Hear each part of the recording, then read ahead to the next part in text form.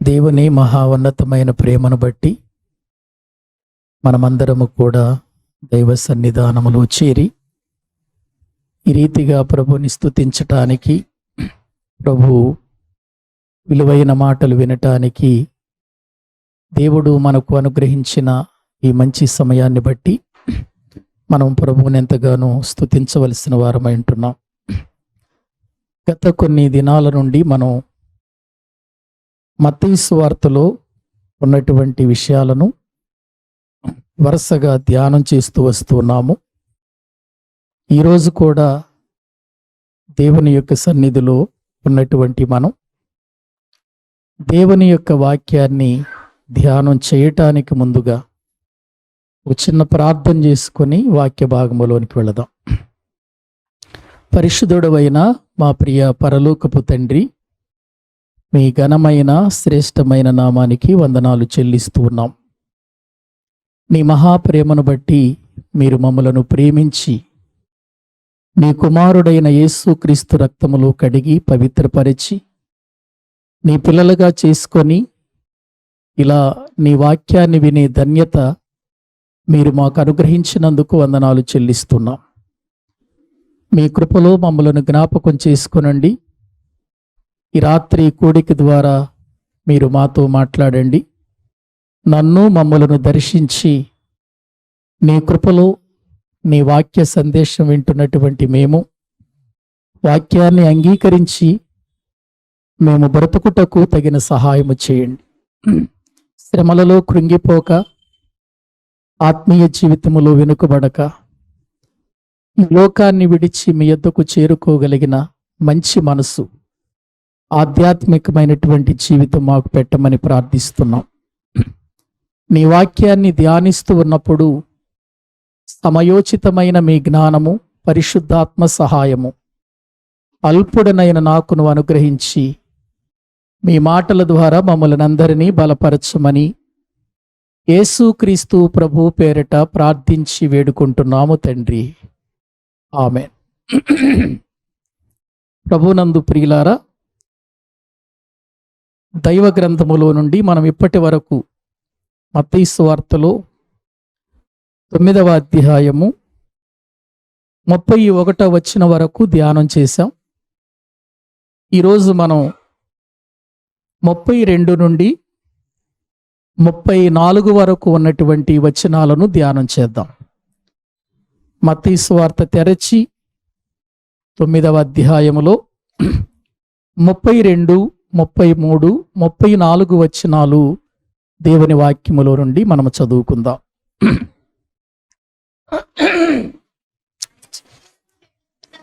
యేసును ఆయన శిష్యులను వెళ్ళుచుండగా కొందరు దయ్యము పట్టిన ఒక మోగవానిని ఆయన యొద్దకు తీసుకొని వచ్చిరి. దయ్యము వెళ్ళగొట్టబడిన తరువాత ఆ మోగవాడు మాటలాడగా జనసమూహమును ఆశ్చర్యపడిరి. ఇశ్రాయేలులో ఈలాగు ఎన్నడూనూ కనబడలేదని చెప్పుకొనిరి. అయితే పరిసయ్యులు, ఇతడు దయ్యముల అధిపతి వలన దయ్యములను వెళ్ళగొట్టుచున్నాడని చెప్పిరి. చాలండి. ప్రభునందు ప్రియులారా, దైవ గ్రంథంలో మనము చదువుకున్నటువంటి భాగములో ఒక స్థలాన్ని విడిచి మరొక స్థలానికి, ఒక స్థలాన్ని విడిచి మరొక స్థలానికి ప్రభువు ప్రయాణంలో ఉన్నాడు. మీరు చూడండి, 27వ వచనంలో యేసు అక్కడ నుండి వెళ్ళుచుండగా, మళ్ళీ 32వ వచనంలో యేసును ఆయన శిష్యులను వెళ్ళుచుండగా. అంటే ఒక ప్రాంతంలో దేవుని పనిని ముగించుకొని మరొక ప్రాంతానికి వెళ్ళేటువంటి ప్రయాణంలో యేసుక్రీస్తు వారు ఉన్నట్లుగా మనం చూస్తున్నాం. నిజంగా దేవుని పని విషయంలో యేసుక్రీస్తు వారు మనకెంత మాదిరిగా కనబడుతున్నాడంటే, ఒక స్థలములో సువార్త చేసి ఆయన తిరిగి ఇంటికి వచ్చేయట్లేదు. అక్కడ నుండి మరొక చోటికి అక్కడ నుండి మరొక చోటికి, అలా ఆయన గ్రామానికి సంచారం చేస్తున్నట్లుగా లేఖనాల్లో మనము చూస్తూ ఉన్నాం. ఆయన ప్రయాణం చేసే సమయంలో ఆయనకంటూ ఏదైనా ఒక మంచి వాహనం ఉందా అంటే ఆయనకు అటువంటి వాహనాలు ఏమీ లేవు. కానీ ఆయన ఒక ప్రదేశము నుండి మరొక ప్రదేశానికి ఇలా ఉదయము నుండి సాయంకాలం వరకు నడిచి వెళ్ళిపోతున్నాడు అనంటే నిజంగా శరీరము ఎంత బలహీనమైపోతుందో మీరు ఒకసారి ఆలోచించండి. ప్రియులారా, ఆయన స్వరము విప్పి మాట్లాడాలి. ఇప్పటిలాగా మనలాగా సౌండ్ సిస్టమ్ కానీ ఏవండి స్పీకర్స్ బాక్స్ కానీ ఏమైనా ఉన్నాయండి యేసు ప్రభు కాలంలో? లేవండి. ఇప్పుడు ఆయన చుట్టూ వచ్చేటువంటి ప్రజలు 10 మందో 20 మందో కాదు, వేలాది మంది, లక్షలాది మంది ఆయన్ని వెంటాడుతున్నాడు. నాకు ఎప్పటికీ ఆలోచన ఏంటంటే, ఎంతమందికి వినబడేట్టుగా ఆయన ఎలా స్వరాన్ని ఉపయోగించాడు అనేది నాకు ఇప్పటి వరకు ఆలోచన. ఎందుకంటే ఈరోజు మనం ఇక్కడ 20-30 మంది ఉన్న ఒక మైకు, ఆ మైకులో కేకలు ప్రియులారా వేస్తే అప్పుడు ప్రజలు వింటున్నారు. మరి ఆనాడు ప్రభువు కేకలు వేశాడా? ఆ రోజు ప్రభువు అరిచేమన్నా చెప్పాడా? ఒక్కసారి మీరు ఆలోచించండి. అంటే అక్కడ మనం జ్ఞాపకం చేసుకుంటే లేఖనాలలో మనం పరిశీలన చేస్తే బైబిల్ ఏం చెబుతుందంటే, ఆయన వీధులలో కేకలు వేయడు, అరవడు అని యెషయా గ్రంథంలో మనము చూస్తున్నాం. మరి కేకలు వేయకుండానే, అరవకుండానే ఎంతమంది ప్రజలకు ఎలా వాక్యము వినిపించాడు అని మనము ఆలోచన చేస్తే ప్రియులారా, అందుకే మీరు చూడండి, ఆయన కొండ మీద ఎక్కి కూర్చునేవాడు. అంటే ఎత్తైన స్థలములో కూర్చునేవాడు. ఆ ఎత్తైన స్థలములలో కూర్చున్నప్పుడు ఆయన మాట్లాడుతున్నటువంటి శబ్దము ప్రజల యొద్దకు క్రిందకు వెళుతూ ఉండేది. ఆ కొండల మధ్యలో, లోయల మధ్యలో ఉన్నటువంటి, మీరు చూడండి, లోయల మధ్యలోనికి వెళ్ళినప్పుడు, కొండ మీదకి వెళ్ళి అరిచినప్పుడు మనకు తిరిగి మళ్ళీ రిపీట్ శబ్దాలు వినబడుతూ ఉంటాయి. వినబడతాయండి? వినబడతాయండి. అలాగే మీరు చూడండి, సముద్రంలోకి వెళ్ళినప్పుడు కూడా, సముద్రంలో ఉన్నప్పుడు మీరు అక్కడ అరవండి, ఆ సముద్ర జలాలు మళ్ళీ ఆ మాటలను మోసుకొస్తాయండి.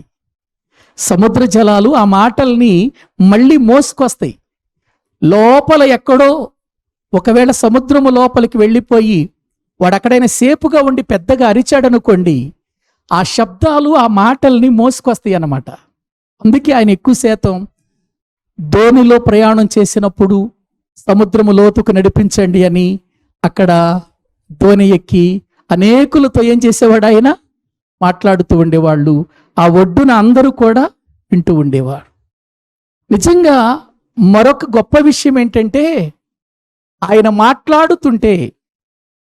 మాట్లాడుతుంటే ప్రజలందరూ కూడా ఎంత నిశ్శబ్దంగా ఉండేవాళ్ళంటే వీళ్ళారా, పిన్ డ్రాప్ సైలెంట్ అంతే. అంతగా మౌనంగా ఉండేవాళ్ళు. మౌనంగా ఉండటం ఒక ప్రక్క, నిశ్శబ్దంగా ఉన్న స్థలములో మనం ఎంత స్లోగా మాట్లాడినా ఆ మాట సముద్రాల మధ్యలో కానివ్వండి, లేక కొండల మధ్యలో కానివ్వండి, ఎంతో మందికి వినిపిస్తుందండి. అల్లరి ఉన్న స్థలములో వినపడదు కానీ మాట, దేవుని యొక్క మాట ప్రియులారా ప్రజల మధ్యలోనికి వెళ్ళాలి అనంటే ప్రజలు కూడా నిశ్శబ్దంగా ఉన్నారు. ఆ దినాల్లో చక్కగా విన్నారు, చెవులు అప్పగించి హృదయాన్ని తెరచి ప్రియులారా మనసారా వాక్యాన్ని విన్నారు. అందుకే వారి జీవితాల్లో గొప్ప కార్యాలు జరిగాయి. నిజంగా ప్రభువైన యేసుక్రీస్తు వారి యొక్క పరిచర్య, ఆయన తిరిగిన స్థలాలు, ఆయన తిరిగిన ప్రాంతాలు ప్రియులారా ఎంత ఉన్నతమైనటువంటి ప్రియులారా కొండ ప్రాంతాలు, లోయలు, మెట్టలు కలిగినటువంటి ప్రాంతాలలో ఆయన నడిచి ప్రయాణం చేస్తూ ఒక చోట దేవుని కార్యమును జరిగించి అక్కడ నుండి బయలుదేరి మరొక ప్రాంతానికి వెళ్ళి దేవుని కార్యాలు జరిగిస్తున్నాడు అనంటే ఎందుకు ఆయన ఇంత తొందరపడుతున్నాడు? ఎందుకు ఇంత తొందరపడుతున్నాడంటే చెబుతాను వినండి. ఆయనకున్న సమయం తక్కువ, ఆయనకున్న పని మాత్రం ఎక్కువ. ఆయనకి ఉన్న సమయం ఎంత? 3.5 సంవత్సరాలు. 30వ సంవత్సరం ఆయన బాప్తీసం తీసుకున్నాడు కదా. ఆ తర్వాత కదా ఆయన బాప్తీసం తీసుకున్న తర్వాత కదా సువార్త ప్రారంభించింది. ఇంకెన్ని సంవత్సరాలు బ్రతుకుతాడు ఆయన? 3.5 సంవత్సరాలకు ఆయన ఏం చేస్తారు? సిలువ వేస్తారు కదా. 3.5 సంవత్సరాలు ఉన్న కాలం. 3.5 సంవత్సరాలు దేవుని యొక్క మాటలు, దేవుని కార్యం, దేవుని చిత్తం ప్రజలకు తెలియచేయాల్సింది మాత్రం ఎంత ఉంది? ఎంతో ఉంది. నేను ఒక విషయం చెప్పనా? ఈ ప్రపంచంలో ఇంతమంది బోధకులు, ఇంతమంది సేవకులు ఈ దేవుని వాక్యాన్ని కొన్ని వందల వేల సంవత్సరాల నుంచి ప్రకటిస్తున్నారు. తరుగుతుందండి ఈ మాట, ఈ గని తరుగుతున్నాయి ఈ మాటలు? తరగటం లేదు. ఎంతమంది కోటాను కోట్ల మంది దేవుని వాక్యాన్ని ప్రకటించేవారు ఉండగా భూమి మీద తరగని ఈ వాక్యాన్ని 3.5 సంవత్సరాలలో ఎలా చెప్పాలండి ఆయన? ఆలోచించండి. అందుకే ఆయన నిద్రాహారాలు కూడా మాని దేవుని సువార్త విషయంలో దేవుని యొద్ద నుండి తెచ్చినటువంటి మాటలు ప్రజలకు చెప్పాలని ఆయన ఎక్కడ ఖాళీ అనేటువంటిది లేకుండా వెళ్ళిపోతున్నాడు. కొన్నిసార్లు భోజనం మర్చిపోతున్నాడు ఆయన. కొన్నిసార్లు ప్రియులారా ఆయన ఆకలి మర్చిపోతున్నాడు. కొన్నిసార్లు ఆయన దాహాన్ని మర్చిపోతున్నాడు. యేసు ప్రభు దాహం కొనినటువంటి సందర్భాలు మనకు బైబిల్లో కనబడతాయి. ఆకలి కొనిన సందర్భాలు కనబడతాయి. మనకు ఒంటరిగా ఉన్న సందర్భాలు కనబడతాయి.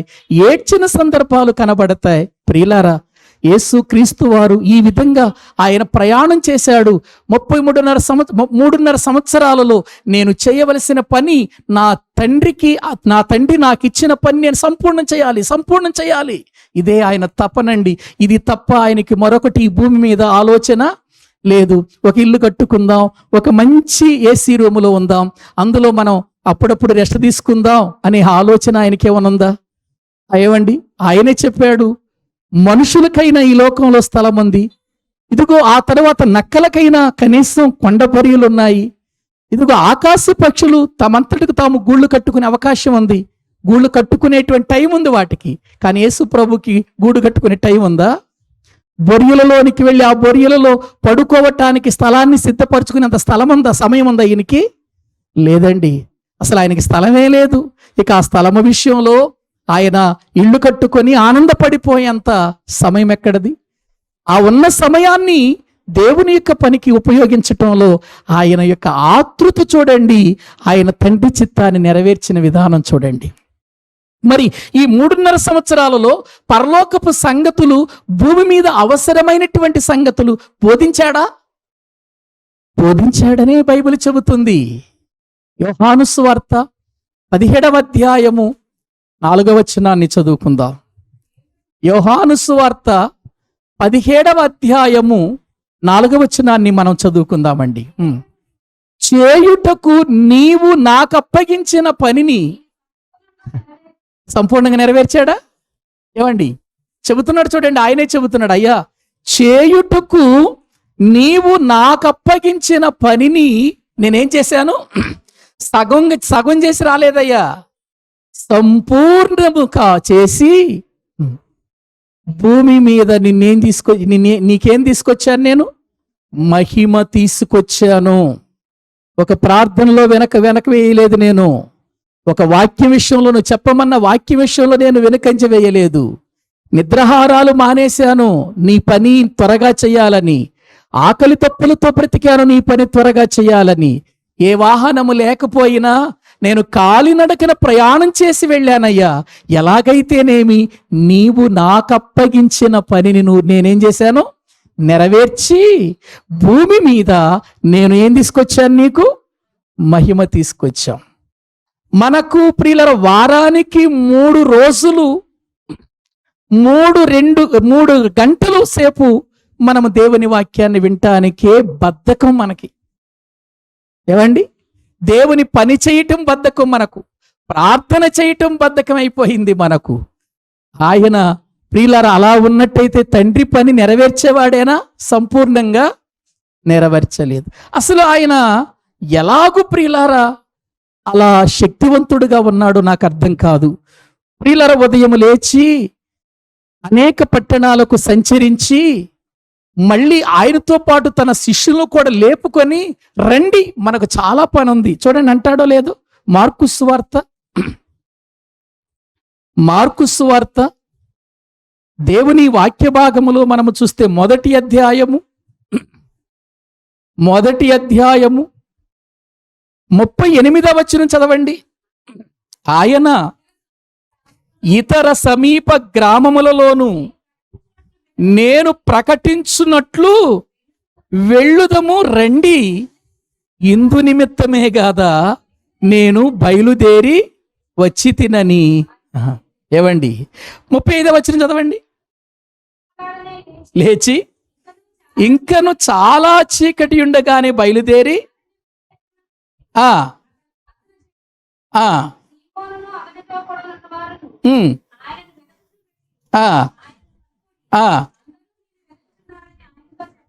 చూడండి, యేసు ప్రభు వారు పెందలకడ లేచాడా?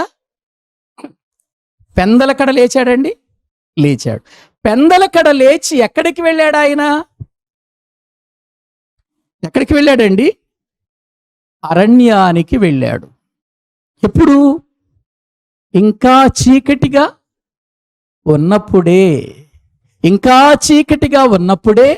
పెందలకడ లేచి అరణ్యమునకు వెళ్ళి అక్కడ ఏం చేస్తున్నాడు ఆయన?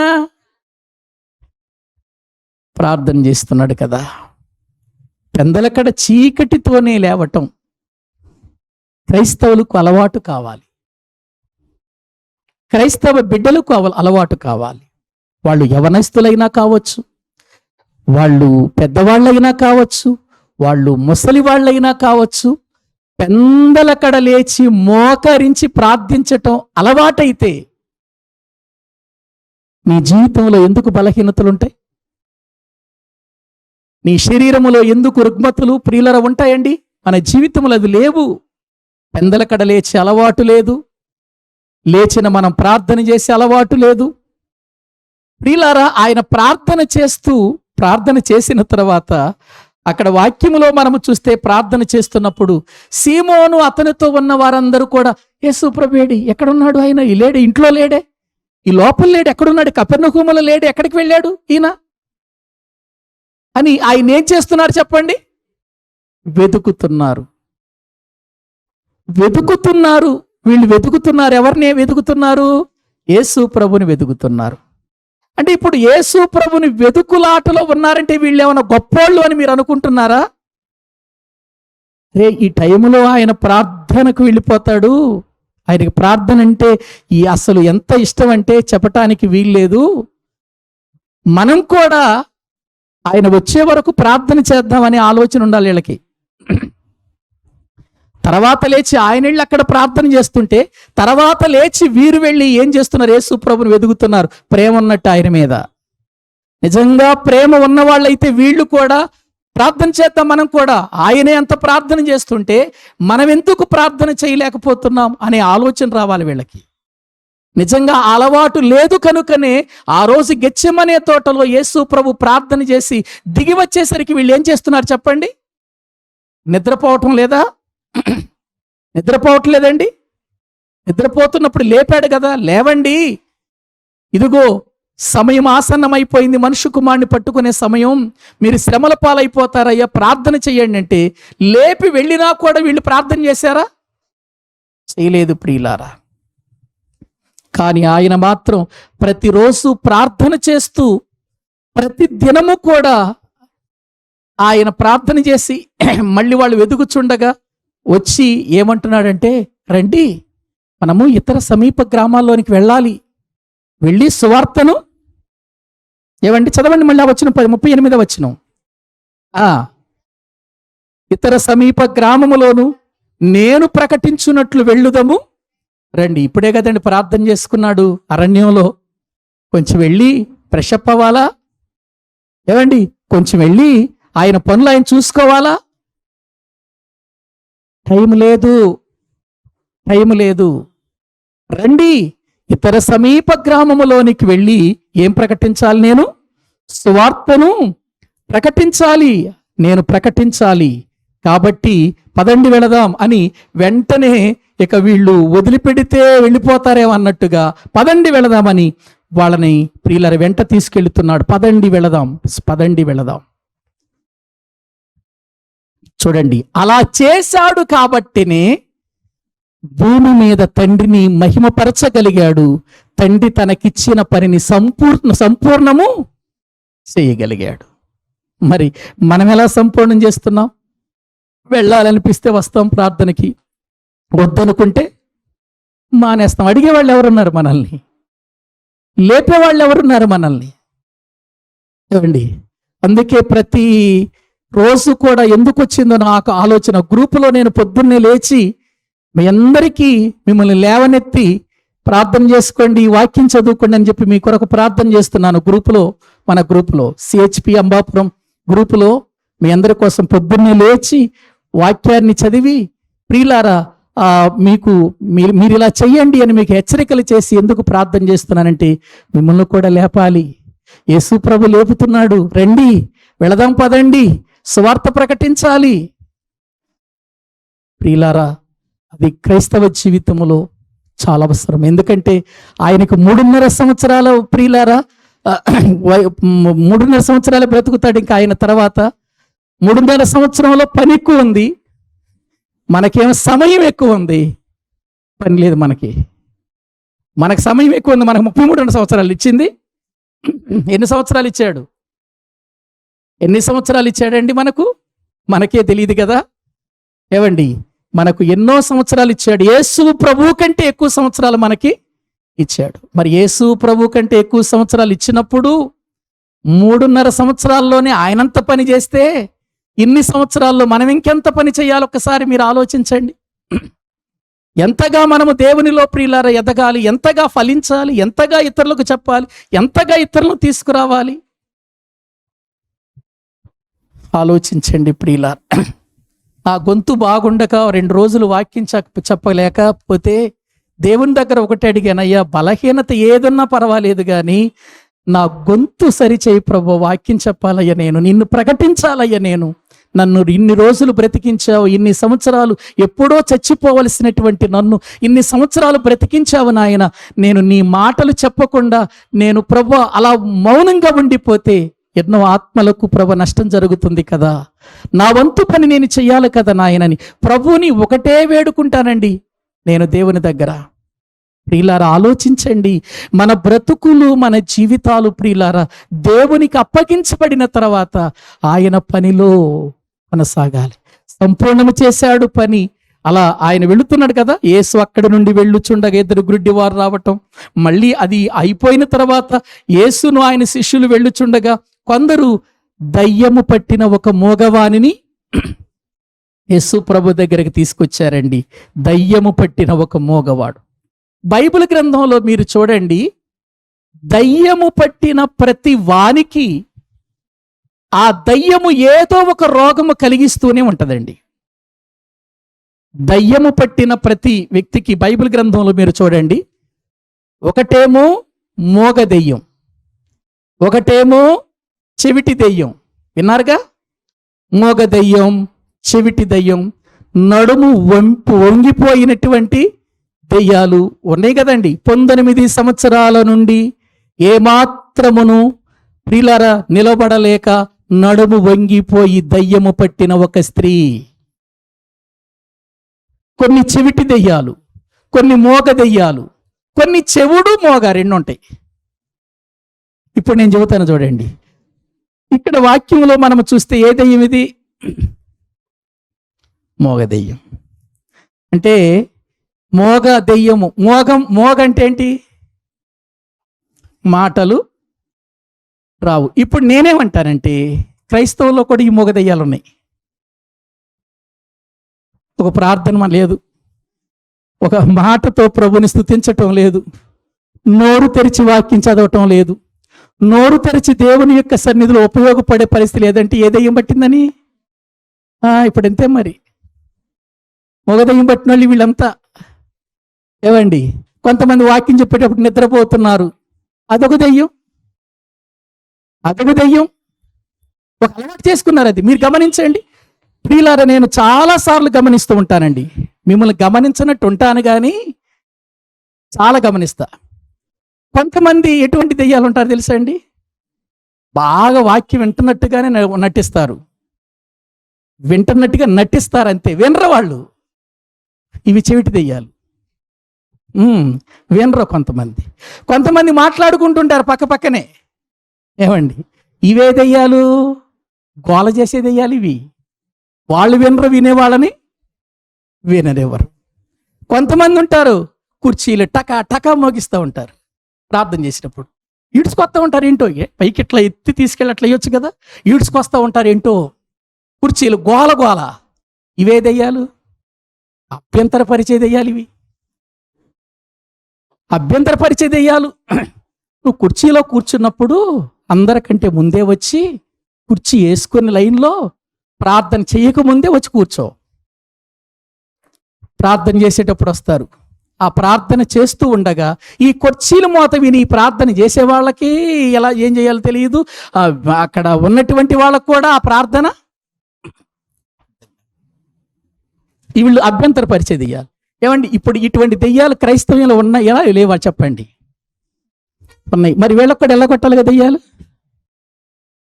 ఈ దెయ్యాలు కూడా వెళ్ళగొట్టాలి కదండి. ప్రియులారా, అదే కదా మా పని, అదే మా పని. ఇదిగో ఇట్లా మాటలు చెప్పే మరి వెళ్ళగొట్టాలి మిమ్మల్ని. యేసుక్రీస్తు నామములో ఆ అభ్యంతరపరిచే దెయ్యం పోవునుగా కానాలి.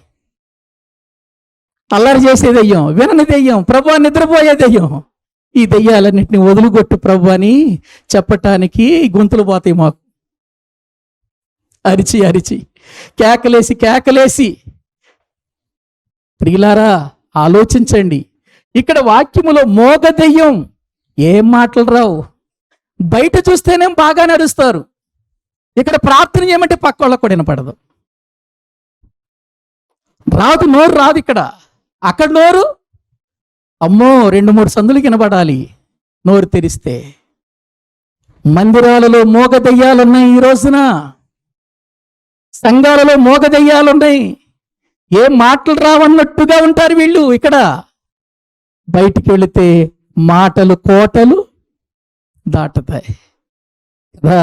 ప్రియులారా, ఆలోచించండి. ఇక్కడ మోగ దెయ్యం పట్టినటువంటి ఒక వ్యక్తిని ఆయన దగ్గరకు తీసుకొచ్చారండి. తీసుకొచ్చినప్పుడు ప్రభు ఆ మోగ దెయ్యమును వెళ్ళగొట్టినట్లుగా లేఖనాల్లో మనము చూస్తున్నాం. అంటే ఆ మోగ జీవితం పోయిందా? పోయిందండి. ప్రియులారా, మోగ దెయ్యం అనేటువంటిది కేవలము విశ్వాసులకే కాదండి, బోధించే వాళ్ళకు కూడా పట్టిందండి మోగ దెయ్యం. ఏమండి, నేను చెప్పట్లేదండి, బైబిల్ చదువుతుంది చూడండి.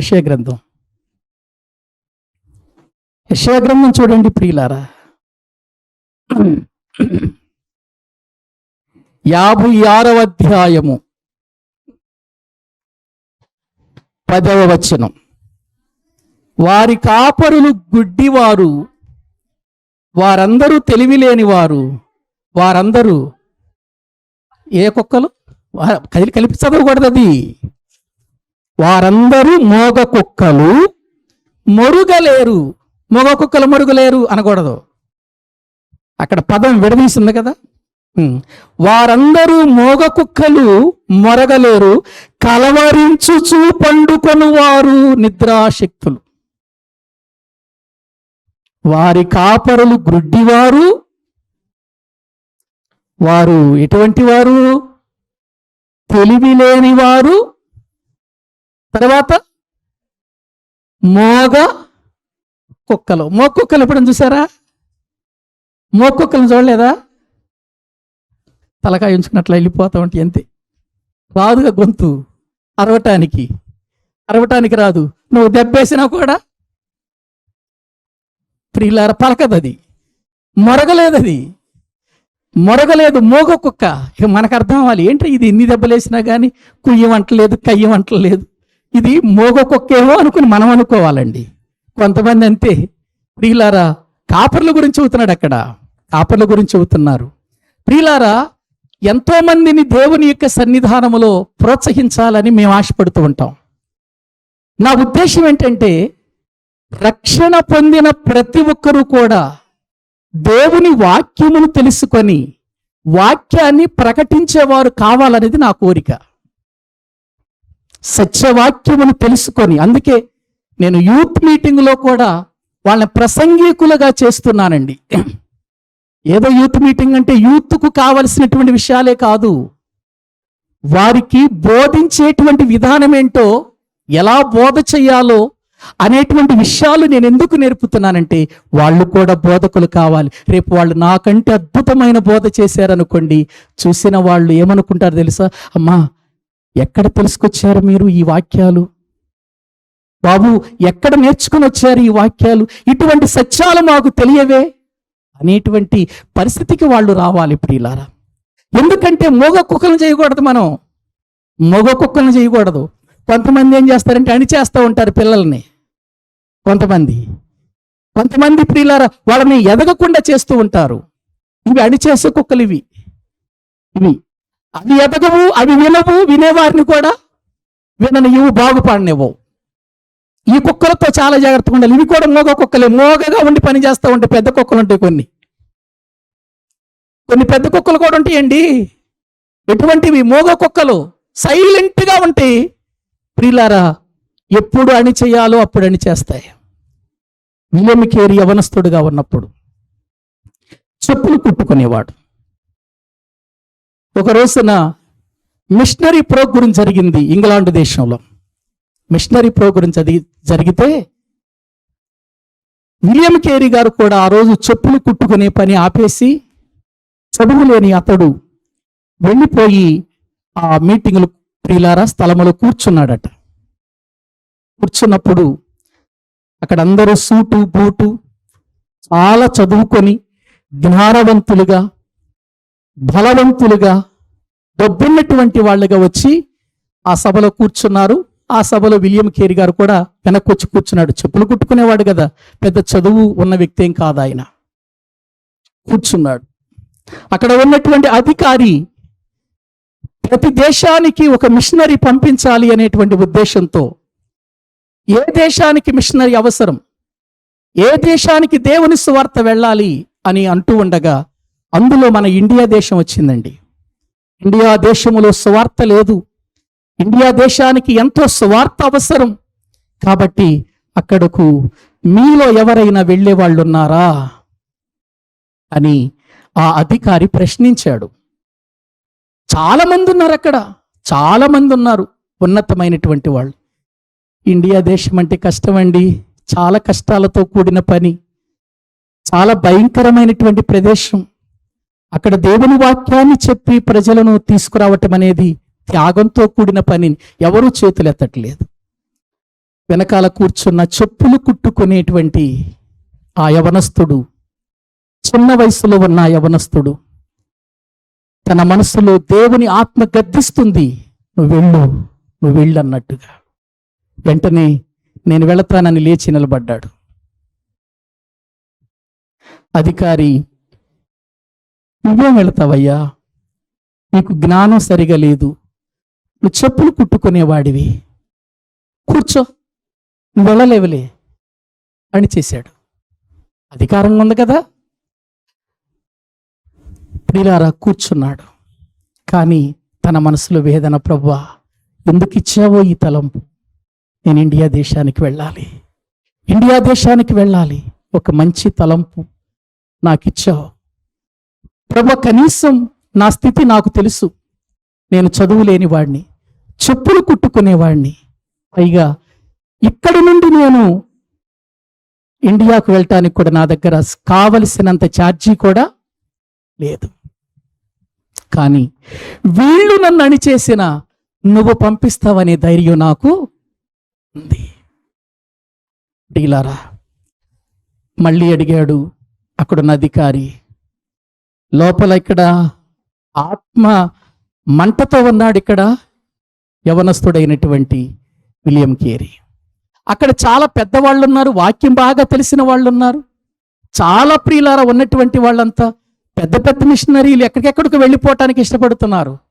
జపాన్ వెళ్ళటానికి, చైనా వెళ్ళటానికి, అమెరికా వెళ్ళటానికి అందరూ ప్రియులారా ఏర్పడుతున్నారు. ఇండియాకి రావటానికి తొందరపట్టలేదు. మళ్ళీ రెండవసారి అడిగారు, చెప్పండి ఎవరైనా ఉన్నారా? మళ్ళీ ఆయనే లేచాడు, విలియం కేరీ లేచాడు. నువ్వు కూర్చోవయ్యా, నువ్వు లెగవక అని ప్రియులారా లెగవద్దు అని ఆయన్ని కూర్చోబెట్టారు బలవంతంగా. మళ్ళీ మూడవసారి అడిగాడు ఆయన, ఎవరు వెళతారు ఇండియా దేశానికి మిషనరీగా? మళ్ళీ ఆయనే లేచాడు. ప్రియులారా, కూర్చో, నువ్వు వెళ్ళలేవు, నీకేం తెలుసు వాక్యం అని అణిచేశారు. విలియం కేరీ ఇంటికి వచ్చాడు. హృదయమంతా వేదన, ప్రభువా ఇండియా దేశంలో సువార్త లేదు, నేను వెళ్ళాలంటే మిషనరీగా వాళ్ళు నన్ను పంపిస్తారంటే నేను ప్రభువా వెళ్ళాలనుకుంటే వాళ్ళేమో నన్ను తేలిగ్గా చూస్తున్నారయ్యా, నేను చదువు లేని వాడినని, ఒక చెప్పులు కుట్టుకునేవాడనని చూస్తున్నారు ప్రభువా, అయినా నేను వెళతాను అని వెంటనే తన భార్య, తన సహోదరి, తన బిడ్డను తీసుకొని ప్రియులారా తాను అక్కడ నుండి తన కుటుంబముతో బయలుదేరాడు. బయలుదేరి అప్పుడు ప్రియులారా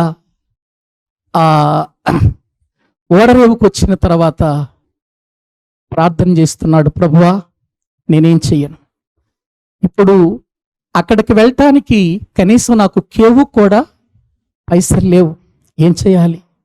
దేవుని సన్నిధిలో ప్రార్థించుకొని త్వరగా ఓడ ప్రియుల యజమాని దగ్గరికి వెళ్ళయ్యా, నేను ఇప్పుడు ఇండియా దేశానికి మిషనరీగా వెళ్ళబోతున్నాను, కానీ అక్కడికి వెళ్ళటానికి నాకు ఎటువంటి ఛార్జీకి అమౌంట్ లేవు, నేను కలకత్తా వెళ్ళే వరకు కూడా, ఇండియాలో కలకత్తాకు వెళ్ళే వరకు కూడా, అక్కడ దిగేంత వరకు కూడా నేను ఈ ఓడలో బాత్రూములు కడుగుతానయ్యా, ఓడమంటే ఊడుస్తానయ్యా, లెటర్లు కడగమంటే కడుగుతానయ్యా, మీరు ఏ పని చెప్పినా నేను చేస్తానయ్యా, ఆ వచ్చిన జీతంతో నేను కేవు తీసుకుని అక్కడికి వెళతానయ్యా అని ప్రియులర తనకు తానుగా దేవుని సన్నిధానములో సమర్పణ చేసుకొని, మనుషులెవ్వరూ తనకు అండలేకపోయినా నా ప్రభువు ఉన్నాడు అనేటువంటి ధైర్యముతో అతడు ప్రియులారా ఆ బాత్రూములు తుడుచుకుంటూ వచ్చినటువంటి అమౌంట్తో కేవు తీసుకుని కలకత్తా వచ్చాడండి. ఆయన కలకత్తా వచ్చాడు. కలకత్తా వస్తే అక్కడ తెలిసిన వాళ్ళు ఎవరు లేరు, ఆయనకి ఎవరు లేరు. ప్రియులారా అక్కడ సిరంపూర్ అని ఒక ప్రదేశం ఉంటుంది, అక్కడ దగ్గరలో మురికి వాడలు ఉంటాయండి, అంత మురుగుడుతో ఉంటాయి. ఆ మురుగుడు దగ్గరే ఇళ్ళు ఉంటాయి, చిన్న చిన్న గుడిసెలు. అక్కడ ఒక చిన్న ఇల్లు రెంటకు తీసుకున్నాడు. దేవుని సన్నిధిలో ప్రార్థించటం ప్రారంభించాడు. ప్రభువా ఎలాగైనా నేను ఈ ఇండియా దేశానికి వెళ్ళి సువార్తను ప్రకటించాలి. అతని సువార్తలో మొట్టమొదటిగా రక్షణ పొందిన వ్యక్తి ఒక బ్రాహ్మణుడండి. విలియం కేరీ గారు కలకత్తా వచ్చిన తర్వాత ఆ సువార్తలో మొట్టమొదటిగా రక్షణ పొందిన వ్యక్తి ఒక బ్రాహ్మణుడు. ఆ తర్వాత ప్రార్థన చేసుకుంటున్నాడు. ఇండియా భాషల్లో దరిదాపు అన్ని భాషలు నేర్చుకున్నాడు. ఇండియా భాషలలో ప్రియులారా తెలుగు కూడా నేర్చుకున్నాడు. చివరికి ఆయన ఇండియా దేశములో సతీ సహగమనం అనేటువంటిది ఆనాటి దినాలలో చాలా ప్రియులారా విపరీతంగా ఉంది. అంటే భర్త చనిపోతే భార్యను కూడా చితిమంటల మీదే కాల్చేసి ప్రియులారా చంపేసేవాళ్ళు. అది చూసిన విలియం కేరీ ఆ రోజున ఉన్నటువంటి రాజా రామ్మోహన్ రాయ్ గారితో ఆయన సంధి సమకూర్చుకొని, ఆనాటి కొంతమంది వ్యక్తులతో సంధి సమకూర్చుకొని ఆయన ప్రియులారా ఆయన ఆ యొక్క పరిస్థితి నుండి ఇండియా దేశాన్ని కాపాడాడు. ఈ రోజున ఒక పోస్ట్ ఆఫీస్ ఒక పోస్ట్ వెళుతుందంటే దానికి కారణం ఎవరనుకుంటున్నారు? ఈరోజు ఒక పెన్ను నోట్ బుక్ నీ దగ్గర ఉండి నువ్వు రాస్తున్నావంటే అది ఎవరిదనుకుంటున్నావు? అది విలియం కేరీ. ప్రియులారా ఒక బ్యాంకు ఈ రోజు వేసి డబ్బులు వేసి నువ్వు దాచుకుంటున్నావే, ఆ బ్యాంకు మొట్టమొదటిగా ఎవరనుకున్నారు ఏర్పాటు చేసింది? ఒక పేపర్ న్యూస్ పేపర్ నీ ఇంటికి వస్తుందంటే మొట్టమొదటిగా ఎవరనుకున్నారు ఏర్పాటు చేసింది? ఇవన్నీ ఎన్ని చేశాడు ఆయన విలియం కేరీ. ఒక చదువు రానివాడు, ఒక చెప్పులు కుట్టుకునేవాడు. ప్రియులారా చివరికి దేవుని యొక్క సన్నిధిలో దేవుని కొరకు ఉపయోగపడేటువంటి ఒక పని నేను చేయాలనుకున్నాడు. దేవుని యొక్క వాక్యాన్ని ప్రియులారా ఆయన తర్జుమా చేయటం ప్రారంభించాడు. తెలుగులోనికి తర్జుమా చేయటం ప్రారంభించాడు. తర్జుమా చేయటం అంటే ప్రియుల రాయాలి, అంటే ఆ భాషలో ఉన్నటువంటిది ఈ భాషలోనికి, ఈ భాషలో ఉన్నది ఆ భాషలోనికి తర్జుమా చేయాలి, వ్రాయాలి చేతులతో. అలా తెలుగులో క్రొత్త నిబంధన ప్రారంభించాడు. అది ప్రింట్కి వెళ్ళబోయే సమయంలో మరి నిప్పు అంటుకుందో అంటించారో తెలియదు కానీ ఆయన వ్రాసినటువంటి ప్రతులన్నికి నిప్పు అంటుకుందండి, కాలిపోయాయి అవి. ఆయన నిరాశ చెందలేదు, ఆయన మళ్ళీ వ్రాసాడు. ఈరోజు తెలుగు బైబిల్ మన చేతిలో ఉందంటే కారణం ఎవరనుకుంటున్నారు? William Carey. ఆనాడు వాళ్ళు అణిచేశారు కానీ దేవుడు అణిచేశారా? ఒక రోజునండి ఆయన స్టేజీ మీద నిలబడి దేవుని వాక్యం చెప్పటానికి ముందు ఒక ఆయన్ని పరిచయం చేయటానికి మరి కించపరచాలని అన్నాడో లేకపోతే ఎలా అన్నాడో నాకు తెలియదు, కానీ నేను ప్రియులారా తెలుసుకున్నటువంటి వార్త ఏంటంటే, ఇప్పుడు మన మధ్యలో ఉన్న చెప్పులు తయారు చేసేటువంటి విలియం కేరీ వచ్చి వాక్యం చెబుతాడన్నారట. అప్పుడు ఆయన స్టేజీ మీదకి వచ్చి వాక్యం చెప్పటానికి నిలబడి, ఎవరో ఈ అధ్యక్షుడు నన్ను చెప్పులు తయారు చేసేటువంటి వ్యక్తి విలియం కేరీ అని పరిచయం చేశాడు, చాలా మంచిది, కానీ చెప్పులు తయారు చేసేంత గొప్పవాడిని కాదు, చెప్పులు కుట్టుకునేవాడిని నేను అన్నాడు. చెప్పులు తయారు చేసేంత గొప్పవాడిని కాదు నేను, చెప్పులు కుట్టుకునేటువంటి వ్యక్తిగా దేవుడు నన్ను ఈ స్థాయిలో నిలబెట్టాడు అని ప్రియులారా తను చెప్పుకున్నప్పుడు అక్కడ సభ మొత్తం ఆశ్చర్యపోయిందట. ఏమండి, ఎవరైనా అంత తగ్గించుకుంటారండి? ఒక్కసారి ఆలోచించండి. ఈ రోజున మన ఇండియా దేశంలో ఇదిగో ఎంత గొప్ప పరిచర్య జరుగుతుంది, తర్వాత ఎంతోమంది మిషనరీలు వచ్చారు మన ప్రాంతానికి, ప్రియులారా అద్భుతమైనటువంటి పరిచర్య జరుగుతుంది. కానీ మొట్టమొదటిగా మన దేశానికి వచ్చిన ఆ యొక్క గొప్ప విలియం కేరీ గారి ద్వారా జరిగినటువంటి సువార్త చాలా ఉన్నతమైనదండి. ఈరోజు ఆయన లేడు, ఆయన చనిపోయాడు, ఆయన గూర్చిన మాటలు మనం చదివితే చాలా ఆశ్చర్యంగా ఉంటాయి. కలకత్తా సిరంపూర్ వెళితే ఎప్పటికీ ప్రియులారా ఆ కలకత్తాలో ఆయన కట్టిన బైబిల్ కాలేజీ ఉంది. ఆయన చేసినటువంటి గొప్ప గొప్ప కార్యాలు, మన ఇండియా దేశానికి స్వాతంత్ర్యం వచ్చిన తర్వాత అన్ని పేర్లు క్రైస్తవ పేర్లు తీసేశారు, కానీ కలకత్తాలో ఉన్న సిరంపూర్లో ఉన్నటువంటి ప్రియులారా విలియం కేరీ యొక్క ఆ సిటీకి విలియం కేరీ పేరు తీయటానికి ఇష్టపడలేదు. ఒక మదర్ తెరీసా, ఇటువంటి వాళ్ళందరి పేర్లు ఎందుకు నిలిచిపోయాయంటే వాళ్ళు దేవుని కొరకు తగ్గించుకొని మనుషులు అణిచివేయాలనుకున్న ప్రియులారా దేవుడు వాళ్ళని ఇప్పుడు ఈ రోజున గొప్పగా చెప్పుకుంటున్నారు. ప్రతి బైబిల్ కాలేజీలో మిషనరీ యొక్క చరిత్రలో విలియం కేరీ చరిత్ర లేకుండా ముగియదండి. అసలు విలియం కేరీ గారి చరిత్ర ప్రతి బైబిల్ ట్రైనింగ్ స్కూల్లో ఉండాల్సిందే, అంత గొప్ప మహానుభావుడు. కాబట్టి మనుషులు మనల్ని అణిచేయొచ్చేమో కానీ దేవునికి నమ్మకంగా యథార్థంగా ఆయన మాటల ప్రకారం మనం బ్రతికితే దేవుడు మాత్రం మనల్ని ఏం చేయడు చెప్పండి? అణిచి వెయ్యడు. మనిషి మనల్ని చిన్న చూపే చూడొచ్చేమో, కానీ దేవుడు తన పిల్లలమైన మనం ఆయనకి ఇష్టంగా ఉన్నప్పుడు మనల్ని ఎందుకు చిన్న చూపు చూస్తూ వస్తాడు చెప్పండి? ఏవండి ప్రియులారా ఆలోచించండి. నేను బయటికి సువార్త చెప్పటానికి వెళ్ళినప్పుడు చాలామంది అడుగుతారు, ఏమండి మీరు ఏ బైబిల్ కాలేజీలో చదువుకున్నారు, ఎంత చదువుకున్నారు అని అడుగుతారు. నవ్వుకుంటాను నేను, మరేం చేయను? ఏ చదువు లేనటువంటి వాడిని, ఏ బైబిల్ ట్రైనింగ్కి వెళ్ళనటువంటి వాడిని ఈ వాక్యం చెప్పటానికి కారణం నా దేవుడు నన్ను నడిపించినటువంటి గొప్ప ప్రియులారా ప్రోత్సాహకరమైనటువంటి మాటలు చెప్పి ఈ రోజు వరకు కూడా ఎన్నో సంగతులు నేర్పిస్తున్నటువంటి కొంతమంది గొప్ప వ్యక్తులు ఉన్నారండి. ప్రియులారా ఆలోచించారా? కాబట్టి యేసుక్రీస్తు ప్రభువారు ఈ భూమి మీద జీవిస్తూ ఉన్నప్పుడు ప్రియులారా ఆయన ఎన్నో దయ్యాలను వెళ్ళగొట్టాడు. క్రైస్తవులమైన మన జీవితాలలో ఇటువంటి మోగ దయ్యాలు కానీ, ఇటువంటి చెవిటి దెయ్యాలు కానీ, ఇటువంటి పనికి మాలిన దెయ్యాలు లాంటివి మనలో ఉండకూడదండి. మనందరం ఎవరమండి? దేవుని పిల్లలమండి. మనమైతే మన పిల్లల్ని ఒకడిని మంచిగా ఒకడిని తక్కువగా చూడొచ్చేమో మనం, కానీ దేవుడు తన పిల్లల్ని ఎప్పుడు తక్కువ ఎక్కువలు చూడడు. నా పిల్లలు గొప్పవారు కావాలని ఆయన కోరుకున్నాడండి. వాళ్ళు ఎటువంటి వాళ్ళైనా నా పిల్లలు గొప్పవారు కావాలనే కోరుకుంటాడు. అంతే కదా, ఇశ్రాయేలు ప్రజల గురించి నేను పిల్లల్ని పెంచి గొప్పవారినిగా చేశాను అని అన్నాడు. పిల్లలను పెంచి గొప్పవారిగా చేశాడంటే అందరినా కొందరినా? ఆయన పిల్లలందరినీ ఒకే రీతిగా చూస్తాడు. ఆయనకి ఎంత నమ్మకంగా ఉంటామో, ఆయనకి ఎంత ఇష్టంగా బ్రతుకుతామో, ఆయన చిత్తాన్ని ఎంత చక్కగా మనం నెరవేరుస్తామో అది దేవుడు చూస్తాడు ప్రియులారా. అంతే తప్ప దేవుడు మన ఆసక్తిని బట్టి మనల్ని గొప్పవారిని చేస్తాడే తప్ప మనకున్నటువంటి నమ్మకత్వాన్ని బట్టి దేవుడు మనల్ని గొప్పవారిగా చేస్తాడు తప్ప మన మనుషుల వైపు కాదండి చూడాల్సింది. ఎవరి వైపు చూడాలి? దేవుని వైపు చూడాలి. అందుకే నేను చెబుతాను, నన్ను కూడా చూడకండి, మీరు నన్ను కూడా చూడొద్దు. మీరు, నేను, మనందరం ఎవరిని చూడాలి? మన ప్రభువుని చూడాలండి. అప్పుడండి ఘనత, అప్పుడండి మన జీవితాలు దేవుడు ఎంతో మనల్ని వాడుకుంటాడండి. ప్రియులారా, వాక్య భాగములో మనము చూస్తే ఇదిగో సేవకులు కూడా మోగ కుక్కలుగా, మొరగలేని వారిగా వాళ్ళు బ్రతుకుతున్నారు.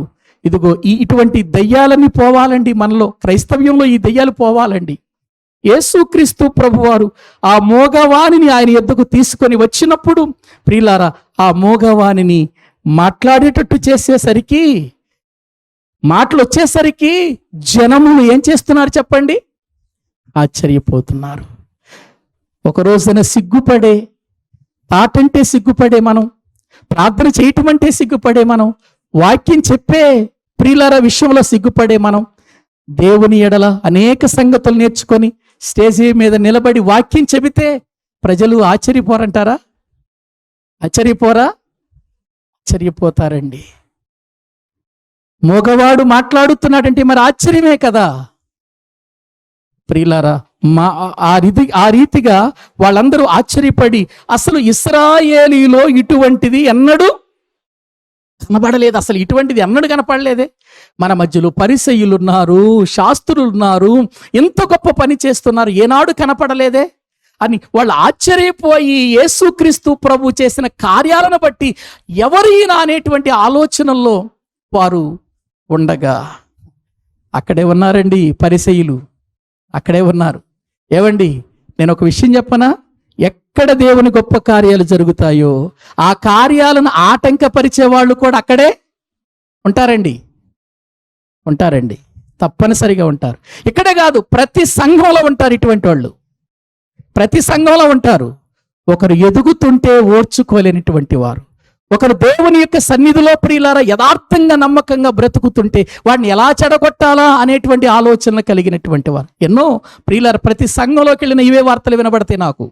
ఎన్నో స్థలాల్లోనికి మీటింగ్కి వెళ్ళిపోయినా కూడా, అయ్యా మేము దేవుని కొరకు బ్రతకాలనుకొని ఎన్నో కార్యాలు చేస్తుంటే ఆటంకపరిచే వాళ్ళు ఉన్నారయ్యా మా దగ్గర అనేవాళ్ళు చాలా మంది కనబడుతున్నారు. ప్రియులారా, ఇటువంటి వాళ్ళంతా పోవాలండి. ఇటువంటి వాళ్ళు ఆ మనసు నుండి తొలగిపోవాలండి. ఇటువంటి వాళ్ళ దయ్యము నుంచి విడిపించబడాలండి. ఇదిగో పరిసయ్యులు వచ్చి ఏమంటున్నారు చూడండి, 34వ వచనం, మత్తయి సువార్త 9వ అధ్యాయం 34వ వచనం.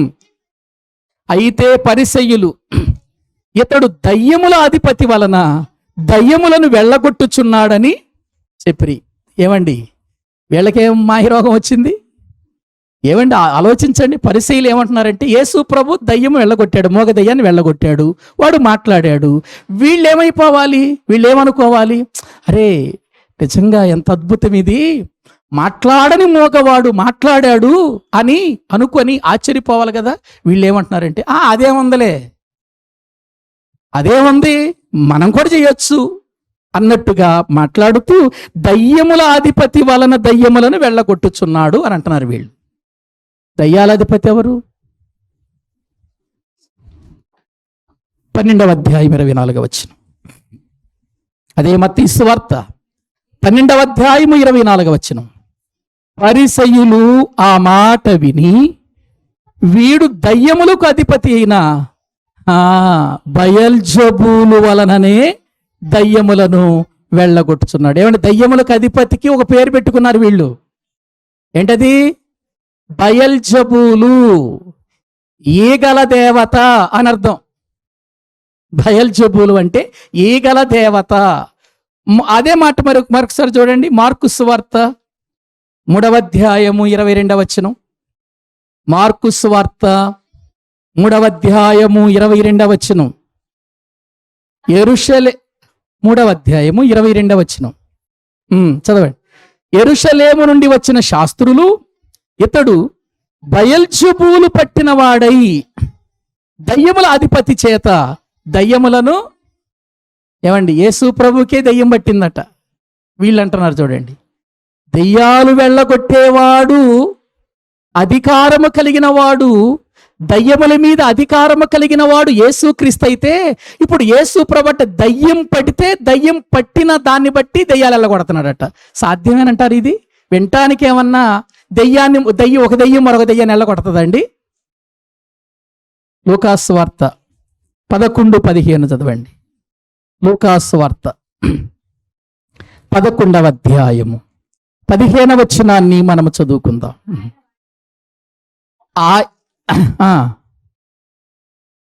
అయితే వారిలో కొందరు వీడు, అసలు ఆ మాట చూడండి, యేసు ప్రభువుని పట్టుకుని ఏమంటున్నారండి వాళ్ళు?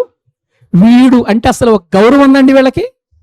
యేసు ప్రభు అంటే ఒక గౌరవం ఉందా? ఒక మంచి ఆలోచన ఉందా? మంచి మనసు ఉందా? ఆ వీడు దయ్యములకు అధిపతి అయిన బయల్జెబూలు వలన దయ్యములను వెళ్ళగొట్టుచున్నాడని చెప్పుకొనిరి. మరికొందరు ఆయన్ను శోధించుచు, చూడండి ఏం చేస్తున్నారండి, ఆయన్ని శోధించుచు పరలోకము నుండి ఒక సూచక క్రియను చూపుమని ఆయన అడిగిరి. తనకు తానే వ్యతిరేకముగా వేరుపడిన ప్రతి రాజ్యమును పాడైపోవును, తనకు తానే విరోధమైన ఇల్లు కూలిపోవును. సాతానును తనకు వ్యతిరేకముగా తానే వేరుపడిన ఎడల వాని రాజ్యం ఎలాగు నిలుచును? నేను బయల్జెబూలు వలన దయ్యములను వెళ్ళగొట్టుచున్నాన్ని మీరు చెప్పుచున్నారే. నేను బయల్జెబూలు వలన దయ్యములను వెళ్ళగొట్టుచున్న ఎడల మీ కుమారులు ఎవని వలన వెళ్ళగొట్టుచున్నారు? అందుచేత వారే మీకు తీర్పరులయ్యుందురు. అయితే నేను దేవుని వ్రేలితో దయ్యములను వెళ్ళగొట్టుచున్న ఎడల నిశ్చయముగా దేవుని రాజ్యం మీ యొద్దకు వచ్చి ఉన్నది. మీకు అర్థమవుతుందా నేను ఎందుకు వచ్చాను? ఒకనాడు దేవుని రాజ్యము సమీపించినది, మీరు మారు మనసు పొంది పాప క్షమాపణ నిమిత్తమై బాప్తీసం పొందండని నాకంటే ముందుగా వచ్చి యోహాను ప్రకటన చేశాడు కదా. చేశాడా? చేశాడు. ఆ తర్వాత నేను వచ్చానా? నేను వచ్చిన తర్వాత ప్రవచనాలను నెరవేర్చుకుంటూ వస్తున్నానా? మరి నేను ప్రవచనాలు నెరవేర్చటంలో మరి దయ్యాలను వెళ్ళగొట్టేటువంటి అధికారం నా తండ్రి నాకు ఇచ్చాడు. మరి అది చెయ్యాలి, నేను ఆ ప్రవచనాన్ని నెరవేర్చాలి. అది నా దేవుని వ్రేలుతో చేస్తున్నాను. అది నా దేవునికి పెద్ద అనుకుంటారా? మీకు అర్థం కావట్లేదా? తెలుసుకుంటే దేవుని రాజ్యం మీ మెద్దకు వచ్చిందని మీకు అర్థమవుతుంది. తెలుసుకోకపోతే మీ బ్రతుకు మీదే అని ప్రభువు మాట్లాడుతున్నాడు. బయల్జెబూలు అనేటువంటిది ఈ పరిసయ్యులకి ఎందుకు? ఏవండి, బయల్జెబూలు సంగతి ఎందుకు? పాత నిబంధనలో బయల్జెబూబు అని ఒక దెయ్యం కనబడుతుంది, మనకు ఒక దేవత కనబడుతుంది. ఏగల దేవత అంటారు దాన్ని, ఏగల దేవత.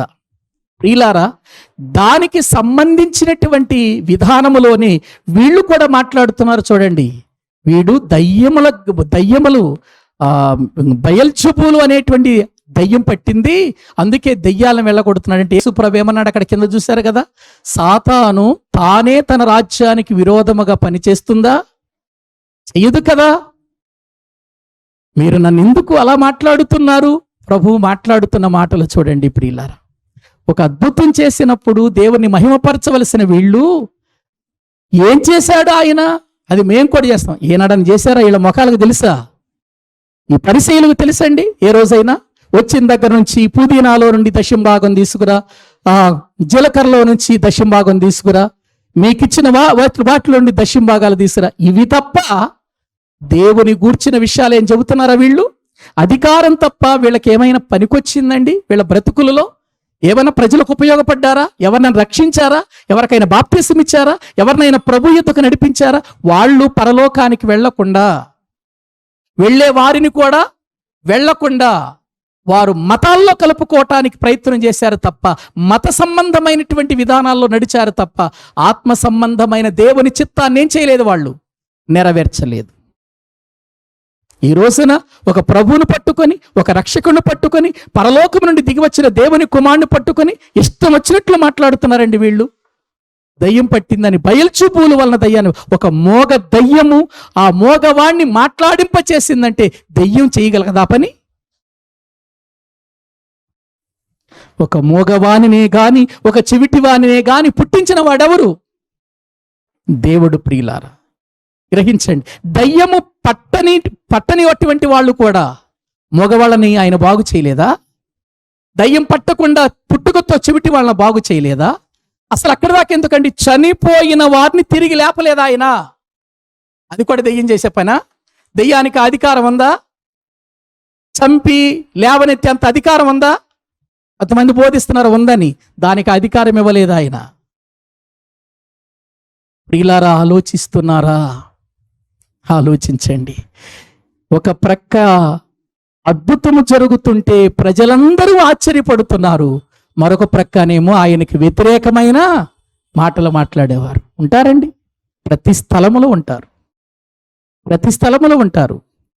దేవుని వాక్యాన్ని విని జాగ్రత్త పడి, నిజం మనం ఈ వాక్య విధానములో నడుచుకోవాలి, ఇది సత్యం, బైబిల్ చెబుతుంది, ఈ బైబిల్ ప్రకారం మనం నడుచుకోవాలనే వాళ్ళు కొంతమంది అయితే అదే వందలే, ఆ వాక్యమే వందలే, నేను చెప్పలేనా, ఆ వాక్యం నాకు తెలియందేనా అని అనుకుంటూ ప్రియులారా దాన్ని విమర్శ చేసేవాళ్ళు ఎంతమంది ఉన్నారు. రోజు నేను ఒక మీటింగ్కి వెళ్ళానండి. ఆ మీటింగ్లో ఒక దైవజనుడు మంచి వర్తమానం చెప్పాడండి. మంచి వర్తమానం చెప్పాడు, వాక్యానుసారంగా ఒక అద్భుతమైన వర్తమానం చెప్పాడు. ఆ వర్తమానం వల్ల నేను కూడా బలపడ్డాను. దిగి ప్రియులారా స్టేజీ మీద నుండి దిగి నడుచుకుంటూ వాళ్ళ బయటకు వచ్చాను, గ్రౌండ్లో నుంచి బయటకు వచ్చాను. గేటు దగ్గర ప్రియులారా నన్ను తీసుకెళ్ళటానికి ఎవరో ఒక బ్రదర్ వస్తానంటే అక్కడ నిలబడ్డాను నేను. ఇద్దరు పాస్టర్లు మాట్లాడుకుంటూ వెళుతూ అని అంటున్నారు, ఆయనంతా తప్పుడు పోదంటున్నారు. ఆయన చెప్పిన వాక్యాన్ని విమర్శిస్తూ వెళుతున్నారు, వాళ్ళు తప్పుడు బోధ అని అంటున్నారు. ఇప్పుడు వీళ్ళు వెళ్ళిపోయి సంఘాలకి అక్కడున్న ప్రజలకు కూడా అదే నేర్పుతారు కదా, వాళ్ళకు కూడా తప్పుత్రోవ పట్టిస్తారు కదా. ప్రియులారా, ఒకవేళ అది తప్పు బోధ అయితే, అది వాస్తవం నీకు తెలిస్తే, నువ్వు బోధకునికి ఫోన్ చేసి మాట్లాడు, దానికి అర్థం ఉంటుంది. చాలా మంది నాతో అలా మాట్లాడతారు, పాస్టర్ గారు ఇదిగో ఈ వాక్యం విషయంలో మీరు ఇలా చెప్పారు కదా, దానికి తగిన ఆన్సర్ ఏంటి అని అడుగుతారు. నేను వాట్సాప్లో మొత్తం ఒక పేజీ ప్రియులార PDF కొట్టి పంపిస్తాను వాళ్ళకి. అప్పుడు ఓకే పాస్టర్ గారు మాకు ఇప్పుడు పరిపూర్ణంగా అర్థమైందంటారు. ప్రియులార అడగొచ్చు, అంతేగాని తెలియపెట్టకుండా వాక్యాన్ని విన్న తర్వాత అది తప్పు ఇది తప్పు అని మనం ప్రియులారా చెయ్యకూడదు. తెలిసినప్పుడు ప్రియులారా నువ్వు అడగటంలో తప్పు లేదు. అసలు నీకే తెలియనప్పుడు నువ్వు ఇతరులకు అలా చెప్పటం మంచిది కాదు కదా. తెలిసింది చెప్పు, తెలియనప్పుడు మౌనంగా ఉండాలి. అంతేగాని వెళ్ళిపోయి ప్రజల మధ్యలో చాటింపు వేయటం మంచిదిగా. ఏమండి, ఆయన చెప్పిన వాక్యం ఒక మంచి పాఠం అండి, ఒక అద్భుతమైన పాఠం అండి. ఎప్పటికీ కూడా ప్రియులారా ఆ పాట నా హృదయంలో ఉందండి. ఇప్పటికీ చాలా అద్భుతమైనటువంటి మెసేజ్ అది. ఎంతోమందిని బలపరిచింది. అందరేమో ఏం వాక్యం చెప్పారండి, అద్భుతమైందండి, ఎప్పుడు వినలేదండి అనుకుంటూ వెళుతున్నారు. వీళ్ళిద్దరే వెళుతున్నారు అంటే అర్థం ఏంటి? దేవుని కార్యాన్ని మహిమపరిచే వాళ్ళు కొంతమంది ఉంటారు, దేవుని పిల్లలమని చెప్పుకొని అవమానపరిచే వాళ్ళు కూడా కొంతమంది ఉంటారు. వీటికి మనం ఎప్పుడు కూడా చెడియకూడదు. సత్యము బోధించినప్పుడు సత్యము ఎక్కడ ఉంటుందో అక్కడ ప్రియులారా గలిబిలి కూడా ఉంటుంది. యేసుక్రీస్తు వారు చేసినటువంటి సువార్తల్లో ఆయన సువార్త చేస్తూ ఉంటే ఆయన వెనక ఉండి ఎన్ని రాళ్ళు వేశారండి, ఎన్ని రకాల మాటలు మాట్లాడారండి, ఎన్ని రీతులకు అవమానాలుగా చెప్పారండి. అవన్నీ తుడుచుకుని వెళ్ళిపోయాడు మన ప్రభు కంటే తెలుసా ఈ భూమి మీద మనుషులకి, పరిసయ్యులకి ప్రభు కంటే తెలుసా? పరలోకము నుండి దిగి వచ్చిన వాడు, ప్రవచన సారుడు, ఏమండి వాక్యం చెప్పినటువంటి విధానములో, ప్రవక్తలు బోధించినటువంటి విధానములో ఈ లోకానికి వచ్చిన ప్రభువు ఇన్ని రీతులుగా ప్రియులారా మన ఎడల ఆయన తండ్రి చిత్తాన్ని నెరవేర్చటానికి ఆయన పని జరిగిస్తూ ఉంటే ఆ పనికి కూడా ఆటంకాలు కలిగిన కారణం ఏంటంటే ప్రజలందరూ యేసు వెంట వెళ్ళిపోతున్నారు. మరి అంతే కదా, ఆయన అద్భుతాలు చేస్తున్నాడు ఒక ప్రక్క, మరో ప్రక్కను సువార్తను ప్రకటిస్తున్నాడు. అంటే దేవుడు తనకిచ్చినటువంటి బాధ్యతనంతా ఏం చేస్తున్నాడు? ఆయన నెరవేరుస్తూ ఉన్నటువంటి టైంలో ప్రియులారా నిజంగా ఇటువంటి ఆటంకాలు ఉండటం ప్రియులారా మంచిదే ఒక అందుకు, కానీ ప్రభు వాటిని పట్టించుకోలేదు. ఇవన్నీ పట్టించుకొని నా ప్రభు పని నేను పాడు చేయను, నాకు వీటన్నిటిని పట్టించుకునేంత సమయం నాకు లేదు, వీటన్నిటిని పట్టించుకొని నేను నా సమయాన్ని వ్యర్థం చేసుకుంటే తండ్రి ఇచ్చినటువంటి పని నేను సంపూర్తి చెయ్యలేను అని అనుకున్నాడు. ఎక్కడ సమాధానం ఇవ్వాలో అక్కడ సమాధానం ఇచ్చాడు. ఎక్కడ ఆయన ప్రియులారా ఎవరికి ఏ మాటలు కావాలో ఆ మాటలు బోధించాడు. వారందరినీ తండ్రి చిత్తంలో నడిపించి ఆయన పనిని సంపూర్తి చేసి భూమి మీద దేవునికి ఏం చేశాడు చెప్పండి? మహిమ తీసుకొచ్చాడు. అంతేనండి, మనం కూడా దేవుని యొక్క సన్నిధిలో మనం చేయాల్సిన పని అదే. తండ్రి అయిన దేవునికి మనం మహిమ తీసుకురావాలంటే మనకు వచ్చే సమస్యలను పట్టించుకోకూడదు. మనల్ని ఎవరో ఏదో అంటున్నారని ఆ విషయాలు పట్టించుకోకూడదు. లేకపోతే ప్రియులారా మన మీద నిందలు వేస్తున్నారని అవి పట్టించుకోకూడదు. మనం అవన్నీ పట్టించుకొని ఆలోచన చేసి సమయాన్ని వృధా చేసుకొని మన వాక్యం చదవకుండా, ప్రార్థన చెయ్యకుండా, దేవుని పనిలో వెళ్లకుండా ఆగిపోయామనుకోండి, తండ్రి పనికి ఏం కలుగుతుంది? భంగం కలుగుతుంది. పరలోకమందున్న తండ్రిని ఏం చేయలేం, మనం మహిమపరచలేం. కాబట్టి ప్రియులారా దేవుని కొరకు బ్రతకండి, దేవుని మాట నమ్మండి, ఎక్కడ అనుమానం రానివ్వకండి. దేవుని మాటల మీద బలవంతులుగా జీవించండి. మనమందున్నటువంటి భక్తులు ఎలా బ్రతికారు వారిని మాదిరిగా పెట్టుకోండి. క్రీస్తుని మీ ముందు ఉంచుకోండి. మనమందరం కలిసి యేసు వైపు చూస్తూ మన పందెపు రంగములో ఓపికతో పరిగెత్తుదాం. తలలు వంచండి, ప్రార్థన చేసుకుందాం. తలలు వంచండి, ప్రార్థన చేసుకుందాం. పరిశుద్ధుడైన తండ్రి, ప్రేమ కలిగిన మా ప్రభువా, మీ కొందనాలయ్యా. ఎన్ని గొప్ప మాటలు నీ లేఖనాలలో వ్రాసి ఉంచారయ్యా.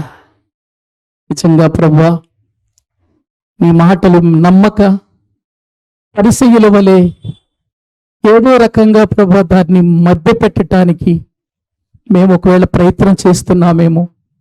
అట్టి మనస్సు మాలో నుండి తొలగించండి నాయన.